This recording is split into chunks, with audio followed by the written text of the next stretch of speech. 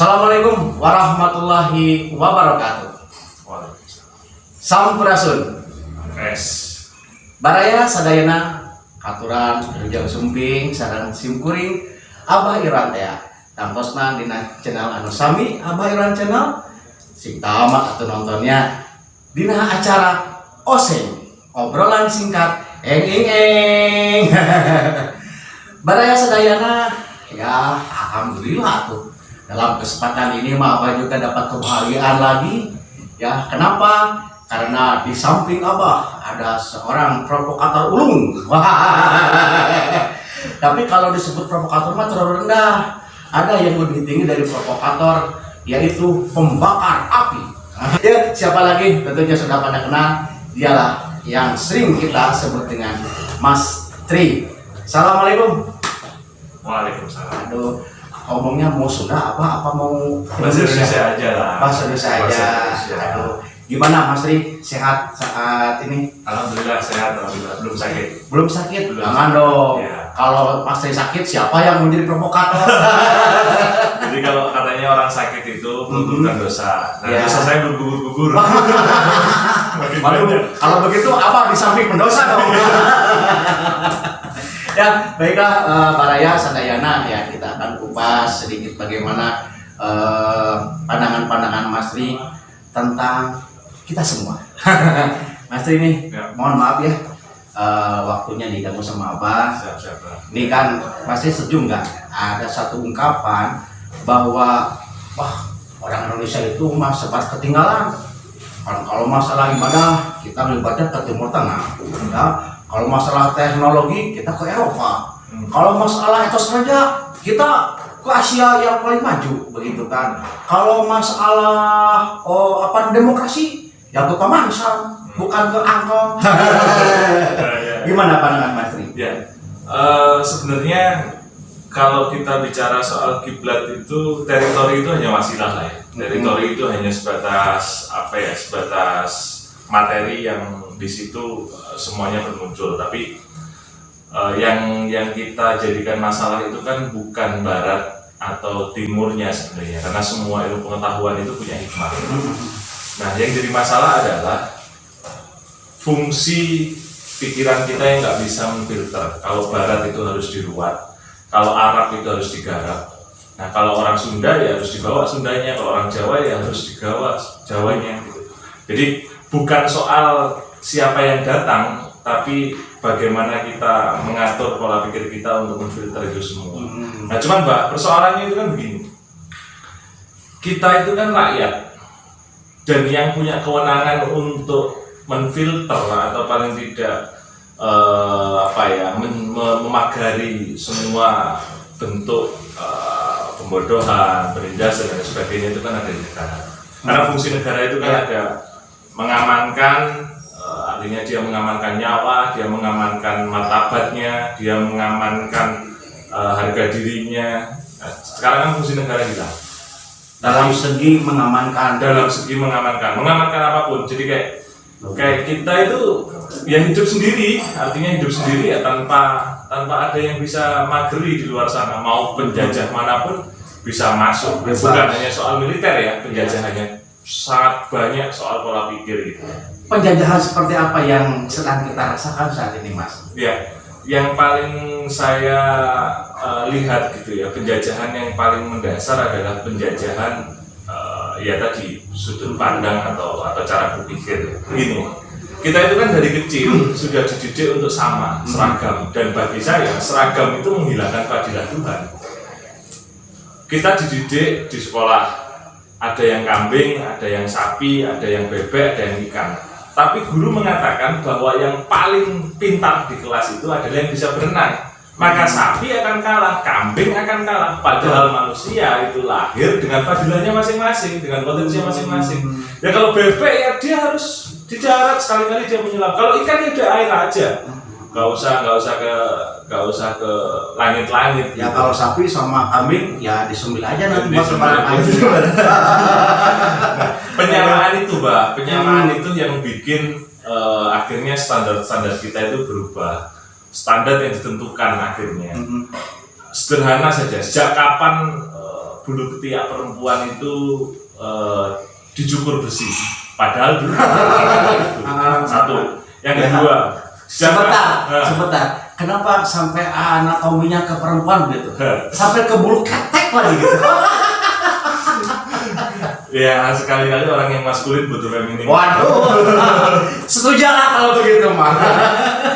Ya, saya akan lanjut Mas. Terus yang kedua, parameter cantik. Sudah, kita nggak usah jauh-jauh pola cara haluan bernegara, peradaban ideologinya harus bagaimana. Cara-cara sederhana itu sudah salah kok, sudah dikiblatkan kok. Perempuan cantik itu dulu, itu yang paling cantik namanya Cleopatra. Dan itu hitam. Sekarang semua dikatakan orang yang paling cantik adalah yang berkulit putih. Tapi ya wajar, kenapa begitu? Kenapa perempuan memilih cantik daripada pintar? Karena banyak laki-laki yang bodoh daripada yang pintar. Tapi maaf ya Mas, kalau perempuan sekarang kan udah bermadhab dua Mas. Apa itu? Bermadhab Cleopatra sama bermadhab sama Lady Di. Ya, Lady Di? iya, karena wajahnya putih, pundaknya hitam. ya sangat lanjut Mas. Ya, aduh luar biasa nih. Artinya banyak sekali parameter-parameter sederhana yang kita digiring untuk tidak sejati ya. Parameter sukses, parameter pintar, parameter cantik, dan itu sangat mendasar apa? Itu sangat mendasar karena kalau kita saja untuk urusan yang mendasar saja keliru-keliru, gimana kita mau ngambil keputusan, gimana besar. Jadi ini kewajiban negara sudah tidak dirasakan oleh rakyatnya ya, ketika tidak bisa mengamankan yang tadi.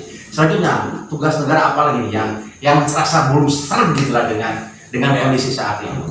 Artinya begini, kalau kita bicara negara sangat banyak persoalan dan sangat banyak kelucuan gitu ya. Kalau kita memimpin, kita itu milih presiden ganti-ganti sejak reformasi, kita ganti-ganti presiden. Tapi juga masyarakat diam saja ketika loh katanya janji ini kok sekarang begitu, katanya janji ini kok sekarang begitu. Hutang terus menumpuk. Karena apa? Karena proses pemilihannya dari awal juga sudah subhat gitu, sudah nggak bener gitu. Iya. Tapi yang paling penting begini apa? Kita itu kan makmum Pak. Kita punya imam. Dan imam itulah yang kita anggap orang-orang yang sekiranya dia paling punya wawasan dan berpengaruh. Artinya karena kita di negara yang mayoritas muslim, maka orang yang mayoritas muslim itu yang harus bikin sejahtera nih Indonesia nih. Nah, saya sih mendorong para imam-imam itu untuk duduk. Lo katanya Muhammadiyah, lo katanya NU, lo katanya HTI, lo katanya FPI. Mbok sekali-kali lah rembukan. Mbok sekali-kali ngopi kayak kita lah. Iya. Dan kita umat itu nggak dibikin sumpah gitu. Coba gini, kalau saya agak kasar nih Bang, kita ini kan katanya orang yang paling dekat sama Rasulullah ya. Tuh. Terus kita juga Tuhan yang Maha Esa gitu. Kalah sama ini Mbah Patung. Kalah sama ini Mbah Patung Bang. Coba. Apakah yang menyembah Tuhan yang Maha Esa harus menjadi imam? Enggak, maksud saya begini, kita itu kan ditugaskan untuk mengurus bumi. Terus kita itu dikasih perantara nubuwah, ya kan, sampai akhirnya Rasulullah SAW. Kita itu mendeklarasikan diri bahwa Rasulullah itu nabi terakhir dan yang sempurna, bukan manusia biasa. Ini perlu kita anut gitu. Nah tapi kok kita nggak bisa ngurus bumi ini, masyarakat ini, umat Islam itu loh nggak bisa ngurus bumi, kalah sama yang nyembah patung kok. Bukan berarti saya anti kris atau nggak suka, ini bukan bicara soal keyakinan yang berbeda, tapi saya ingin membagikan loh, ayo interpretasikan ibadahnya umat muslim itu sebagai sesuatu yang sosial gitu, sebagai sesuatu yang integritas gitu. Kalau kamu sholat ya oke lah sholat, tapi sosialnya kamu juga harus sholat dong. Jadi banyak minyak babi cap ontal. Aduh, luar biasa itu diksi bahasanya yang sangat liar sama Abah ya. Nah, ini lagi Mas. Tadi kan waktu pertanyaan Abah yang awal, kita memang setuju apa tidak ketika disebut bahwa rakyat Indonesia itu ketiga dengan yang lain. Nah, selanjutnya setuju apa enggak? Kalau tadi melihat pernyataan dari Mas, kenapa kita penganut Tuhan yang Maha Esa kalah sama penyembah berhala atau penyembah patung, berarti umat Islam tertinggal. ditinggalkan, dibuat tertinggal. Ditinggalkan, Dibuat tertinggal. Iya. Apa maksudnya tuh? Jadi gini, kalau kita tertinggal itu kan ada apa, probabilitas yang paling besar di kita manusia, kita peran subjeknya. Tapi kan kita enggak, ada eksternal yang lebih besar, yang kita dibodohi, yang kita dibodohkan, yang kita nggak miskin tapi dimiskinkan. Kita nggak tertinggal. Berarti kita itu udah kuat, udah hebat. Sudah kuat sebenarnya, cuma tinggal kayak tambal ban lah, Bang. Kita itu ada bocor di sini, kita tambal. Ini dibocorin lagi, kita tambal di sini, dibocorin lagi. Nah, fungsi negara ini untuk menghalau yang mau bocorkan ini loh. Bocorkan pola pikir, bocorkan tauhid, bocorkan keyakinan, bocorkan apapun itu yang subhat, yang merusak, yang zalim gitu loh. Jadi artinya kalau tertinggal, ya kita dibuat tertinggal gitu. Dibuat tertinggal kan? Dibuat tertinggal dan banyak. Kalau maksudnya ditinggalkan gimana? Gimana? Tadi kan kita itu tertinggal dan ditinggalkan. Kalau ditinggalkan itu setelah kita dibuat tertinggal, terus kita sebagai subjek meninggalkan sesuatu yang baik itu tadi. Contoh sederhana, kita itu yakin bahwa orang-orang tua, kita yakin nih Ibnu Sina itu orang hebat. Jelas. Tapi kita tidak pernah mau menggali bagaimana Ibnu Sina bisa hebat. Yang kita gali adalah yang penting kita kuliah di kedokteran dengan tumpukan buku yang seperti itu. Gitu. Tapi kita nggak pernah menggali bagaimana dia bisa hebat gitu. Karena kita dibuat tertinggal, akhirnya kita meninggalkan itu tadi gitu loh, Pak. Oh iya, betul-betul meninggalkan segala potensi yang dimiliki oleh kita. Yang sesungguhnya bahwa kita itu telah memiliki segalanya. Benar. Tadi kan kita itu dibodohi. Nah. Kita itu dijajah. Benar. Dalam bentuk yang lain tentunya, bukan penjajahan pada dalam artian yang sebenarnya begitu kan. Terus kita itu kuat. Nah, harusnya kita sebagai umat yang kuat, apa yang harus disiapkan? Kalau umat yang kuat belum, tapi kalau pribadi yang kuat iya. Umat yang kuat belum. Kalau pribadi yang kuat iya. Ya. Kalau pribadi yang kuat saya yakin setiap manusia Indonesia itu kuat. Ya gimana? Wis dibuat menderita dia masih bisa bercanda kok.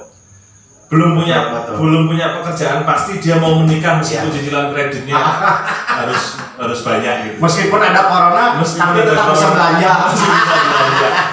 Jadi kalau secara pribadi sangat kuat, tapi kalau kejahatan itu dia berdiri sendiri mungkin kita bisa kalahkan. Tapi kan kejahatan atau kedzaliman itu kan terorganisir. Sedangkan kita itu enggak, bukan harus organisasi tapi terorganisir. Kita ini orang kuat, Abah orang kuat, saya orang kuat, teman-teman yang lain orang kuat, tapi nggak terorganisir. Nah, siapa nih yang mau ngajak terorganisir? Siapa nih? Karena kalau kita jadi narsis, yuk kita terorganisir, narsis nanti. Nah, siapa yang berpengaruh? Siapa yang sepuh? Ayolah para pemimpin-pemimpin, para tokoh-tokoh itu. Sekarang kalau ada anak jalanan di ngumpul gitu ya, dia pasti bahasanya gini. Udahlah, kita ngumpul jangan berantem. Kayak pemimpin kita aja suka berantem. Akhirnya parameter pemimpin itu sekarang sudah jadi jelek gitu. Nah, saya harap semua tokoh yang merasa dia punya pengaruh, dia punya wawasan, nggak ada gunanya. Karena saya nyoba mentadaburi gini apa? Subhanalladzi asra bi abdihi laila minal masjidil haram minal masjidil aqsa. Bukan mentafsirkan, tapi saya coba mentadaburi itu. Di malam yang gelap kita itu diperjalankan, ya. Di malam yang gelap kita diperjalankan dari satu tempat ke tempat lain, dari pikiran pertama ke pikiran kedua gitu. Kita nggak bisa ngandalin kekayaan, kita nggak bisa ngandalin kekayaan intelektual, kekayaan materi dan sebagainya. Yang bisa kita andalkan kan nurani. Subhanalladzi itu kalau di terjemahan biasa itu kan ya maha suci. Nah, kalau buat interpretasi manusia ya ketulusan. Nah, pertanyaannya adalah orang-orang pintar ini punya ketulusan yang sama nggak? Untuk benar-benar duduk bareng gitu. Jangan-jangan hanya sekedar retorika untuk kepentingannya dia sendiri, untuk kepentingannya kelompoknya dan lain sebagainya. Tapi ya nggak masalah, Pak. Ya semoga aja orang-orang itu segera dapat hidayah lah. Amin. Nah, luar biasa Pak Raya, ternyata kita ini memiliki kekuatan yang hebat. Secara individu, bangsa Indonesia itu adalah bangsa yang kuat. Mas, terima kasih atas waktunya, terima kasih atas ilmunya, terima kasih juga atas provokasinya. Mbak Raya takut untuk ditinggalkan. Karena pada dasarnya kita sebagai pribadi adalah pribadi yang hebat. Pada dasarnya kita sebagai umat yang insya Allah akan hebat. Tentunya dengan menggali potensi kita untuk perbaikan umat dengan jalan ibadah kepada Allah Subhanahu wa taala. Terima kasih atas waktunya. Mohon maaf bila ada kekurangan. Kita jumpa lagi di episode selanjutnya dalam acara Oseng, obrolan singkat. Wassalamualaikum warahmatullahi wabarakatuh.